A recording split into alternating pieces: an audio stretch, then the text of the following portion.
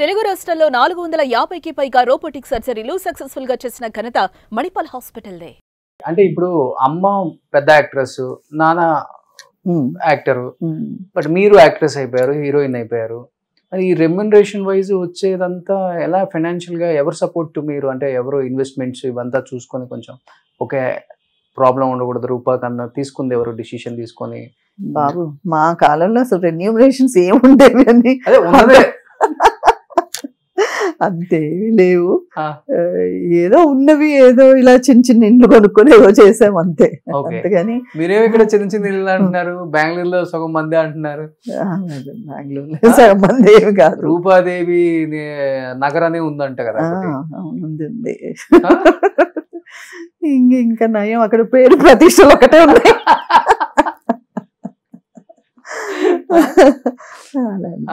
అసలు మినిమం బెంగళూరులో 500 కోట్లు అంటుంటారు. ఎక్కడ చూపి నాకు, నేను ఎప్పుడు చూడలేదు ఎక్కడ. బెంగళూరులో కనీసం ఇల్లు కూడా లేదు నాకు. లేదండి అట్లా నేను అప్పుడు. కానీ చాలా విచిత్రంగా మాకు రెన్యూమరేషన్స్ ఫిలిమ్స్ లో చాలా తక్కువ ఉండడం. అంత పెద్ద స్టార్ హీరోస్ తో చేసి కూడా లాస్ట్ బిట్ ఎగ్గొట్టడాలు చాలా ఉండేవి. లాస్ట్ వచ్చేసి ఏడ్చేసి మాకు డబ్బులు లేదు మీరు రాకపోతే ఎలాగంటే, చాలా మంది హీరోయిన్స్ అక్కడే తల్లిదండ్రి కూర్చొని డబ్బులు ఇస్తే కానీ రామని చెప్పడాలు అలా ఉండే. నాకు అలాగ ఉండేది కాదు. వాళ్ళు బాధపడితే అయ్యో పాపం బాధపడ్డారని. నాకు తగ్గట్టుగా మా మేనేజర్ కూడా ఉండేవారు. ఆయన అయ్యో పాపం అమ్మ వాళ్ళు బాధపడుతున్నారు అనేవారు. సర్లే అంకుల్ చేసేద్దాం అనేదాన్ని నేను. ఇంక వాళ్ళు అది ఫుల్ ఫినిష్ చేశాక ఎవరు ఏవి డబ్బు ఇచ్చేవారు కదా. అలాగా బాకీలు చాలా ఉన్నాయి బెంగళూరులో. ఇప్పుడు 5 కోట్లు అయి ఉండే వచ్చుంటే అంతేనా? Maybe. So it's not very commercial. And ఇంకొకటి కన్నడ ఇండస్ట్రీ చాలా చిన్నది. మొన్నడు KGF వరకు కూడా చాలా చిన్నది. మీ టైంలో ఇంకా చిన్నది. సో మీరు స్టార్ హీరోయిన్ గా ఉన్నప్పుడు తీసుకున్న రెమ్యునరేషన్ అంటే ఏమని చెప్తారు? టాప్ రెమ్యునరేషన్ అంటే టాప్ నిజంగా చెప్పమంటారా? నవ్వుతారేమో ఆడియన్స్. నేను టాప్గా ఉన్నప్పుడు మాక్సిమం ₹1,00,000 తీసుకున్నాను. అది చాలా గొప్ప అప్పుడు నాకు. ఒక ఫుల్ ఫిల్మ్ కి ₹1,00,000. ఇప్పుడు రోజు కూడా తీసుకోరు కొంతమంది యాక్టర్స్. అసలు ఈ క్యారెక్టర్ ఆర్టిస్టులు తీసుకోవట్లేదు.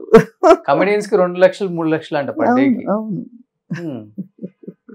అలా ఉండేది అప్పుడు ఇండస్ట్రీ అంతే. ఓకే.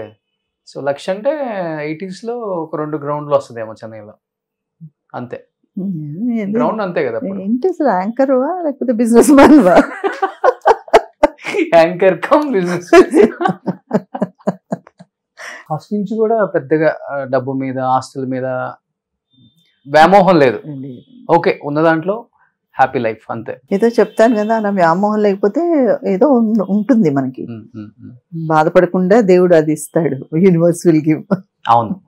బట్ అప్పుడు కొంతమంది హీరోయిన్స్, మీరు చెప్పాలంటే ఇప్పుడు హీరోయిన్స్ లాగా ఆలోచించిన వాళ్ళు కూడా ఉన్నారు.